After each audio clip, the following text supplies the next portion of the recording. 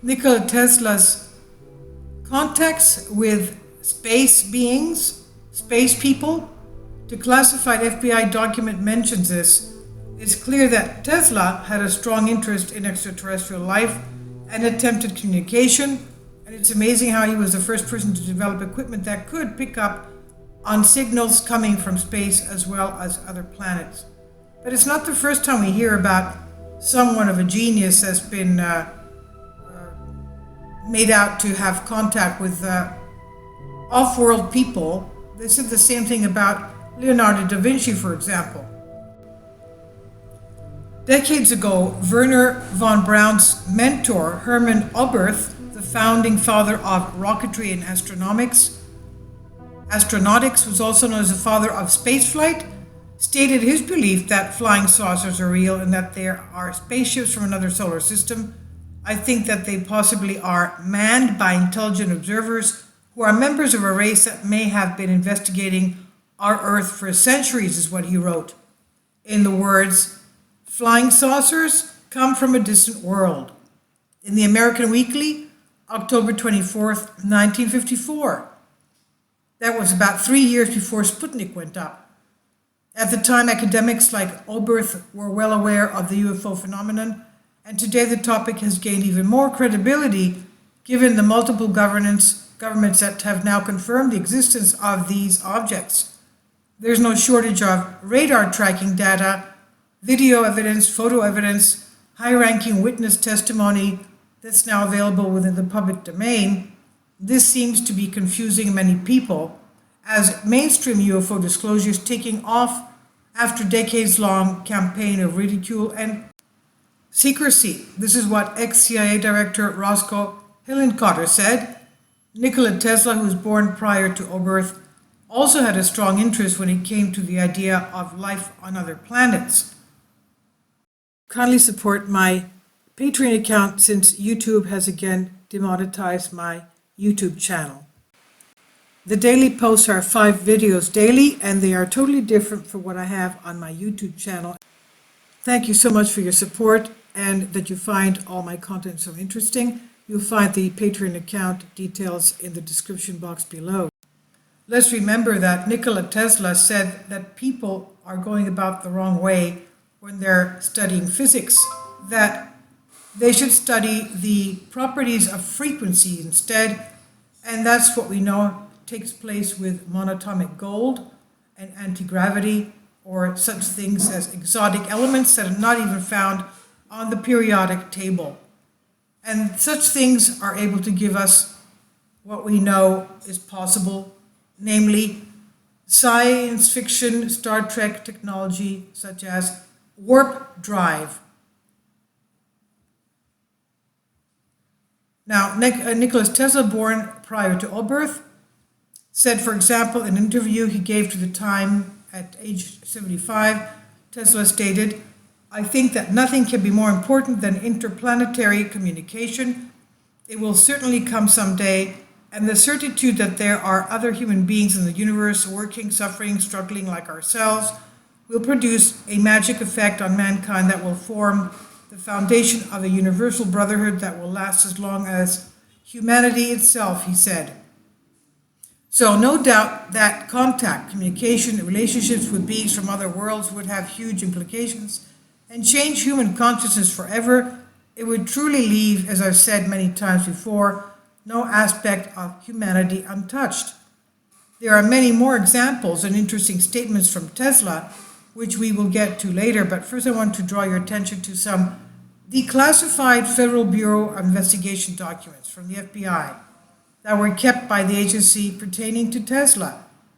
The document is a record of an Interplanetary Sessions newsletter from 1957. Remember, 1957 is the date that Russia sent the first satellite into space around orbiting the Earth, Sputnik. And that was in 1957, October, I believe. Now, the newsletter seems to be a printed promotion of a lecture to be given by George Van Tassel. The newsletter appears to be written by writer Margaret Storm, along with what appears to be her husband, John, And what's interesting to ask is, why was the FBI so interested to the point where they documented these meetings, discussions, and gatherings? Why did they keep records of this specific newsletter? Is it because they had a heavy interest in the UFO extraterrestrial phenomenon? Remember, this is from the 1950s, and today we now know that governments and intelligence agencies like the FBI have had a long and documented interest in this phenomenon. And part of the document reads as follows. Margaret Storm has been assigned to certain work with the space people. She's writing a book, Return of the Dove, a story of the life of Nikola Tesla, the scientist, and the part his inventions will play in the new age. Much of the data for this book has been supplied to Mrs. Storm through transcripts received on the Tesla set, a radio-type machine invented by Tesla in 1938 for interplanetary communication. Tesla died in 1943, and his engineers did not build the Tesla set until after his death. It was placed in operation in 1950, and since that time, the Tesla engineers have been in close touch with spaceships. The space people have visited the Tesla engineers many times and have told us that Tesla was a Venusian, meaning he was from Venus, brought to this planet as a baby in 1856, and left with Mr. and Mrs. Tesla in a remote mountain province in what is now Yugoslavia. Tesla's connection with the space people was not revealed until 1950s. Now, whether or not we believe this is up to you, as there is no real way to verify the claims. The document brings up more related UFO phenomenon. Let's remember, this is all from a declassified FBI document. As far as George Van Tassel goes, he had a long career in aviation, starting off with Douglas Aircraft, then moving to Hughes and finishing with Lockheed. In the early 50s, he went public claiming he had contact experiences with people from space. According to him, these beings issued warnings of destruction, giving humanity's ways along with messages of universal peace. And after this, they apparently began instructing Tassel on how to construct a building that could reverse the aging process. It was called the Integratron, and the project consumed all of his time. He claimed the instructions for the device came from aliens from the planet Venus. And he apparently died of a heart attack shortly before the first demonstration was set to take place. Having studied the lore of the UFO extraterrestrial phenomenon for more than 15 years now, one thing I find particularly interesting are the stories and encounters that involve messages of concern about the direction humanity is needed and the urgent need to change our course to avoid poverty, war, hunger, environmental destruction, and disaster. There are countless examples of this. One of many would be the encounter more than 60 school children had in Zimbabwe in 1994. And let's remember, that's on the internet, you can find that, but they were all frightened by what they had encountered there. Now, I emphasize again that there are thousands of examples, and the corroboration and similarities of these messages to supposed contact experiences is truly interesting, to say the least. Now, if you'd like to dive into the benevolent good or malevolent bad discussion, you can do so in articles in the link here. And just because the claims in the document can't be verified does not mean that Tesla's interest in extraterrestrial communication is not verified. As mentioned earlier in the article, it is. For example, according to the Library of Congress, Tesla claimed to have received radio communications from Mars. They cite an article from the Richmond Times purported to offer an extensive description and commentary of his supposed discovery. Quote, as he sat beside his instrument on the hillside in Colorado, in the deep silence of that austere, inspiring region where you plant your feet in gold and your head brushes the constellations, as he sat there one evening alone, his attention, exquisitely alive at that juncture, was arrested by a faint sound from the receiver, 3 fairy taps, one after the other at a fixed interval. What man who has ever lived on this earth would not envy Tesla at that moment? End quote. A direct quote from Tesla below, taken from his piece, Talking with Planets. And he said, I can never forget the first sensations I experienced when it dawned upon me that I had observed something possibly of incalculable consequences to mankind. I felt as though I were present at the birth of a new knowledge or the revelation of a great truth.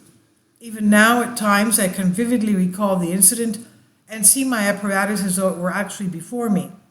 My first observations positively terrified me, as there was present in them something mysterious, not to say supernatural, and I was alone in my laboratory at night.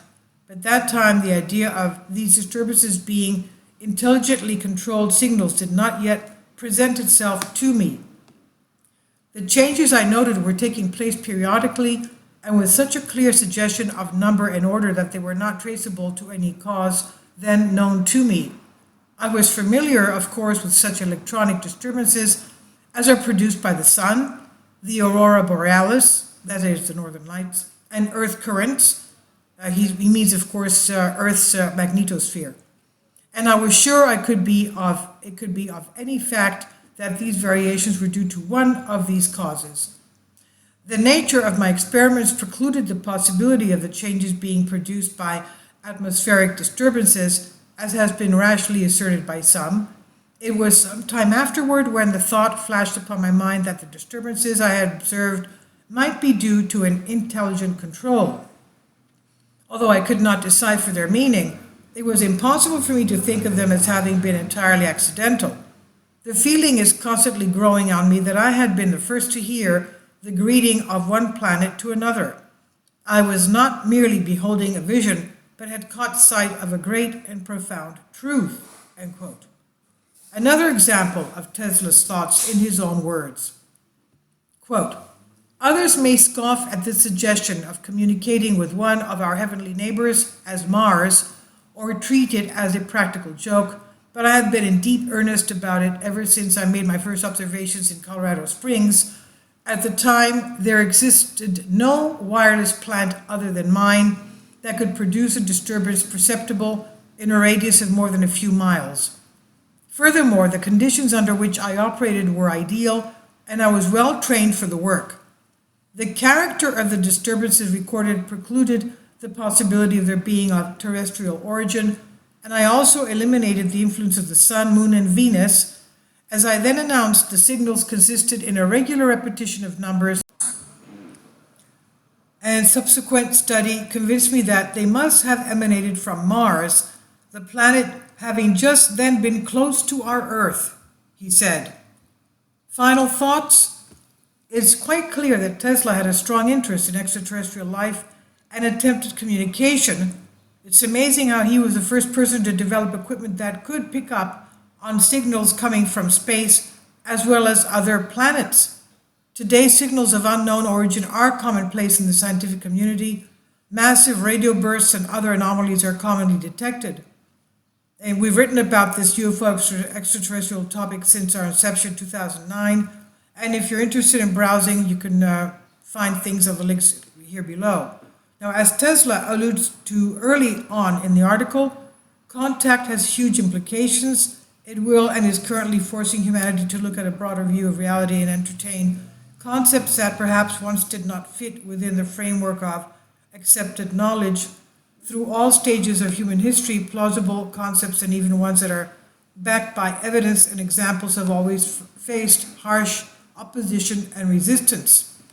This is from Collective Evolution, here under Creative Commons on Collective Spark. Let's keep in mind this is a month, and I guess within the next few days, the Pentagon will be giving disclosure on UFOs and what they have found. And then John Ratcliffe will come out and comment on them. Please leave your comments, and thank you for your support.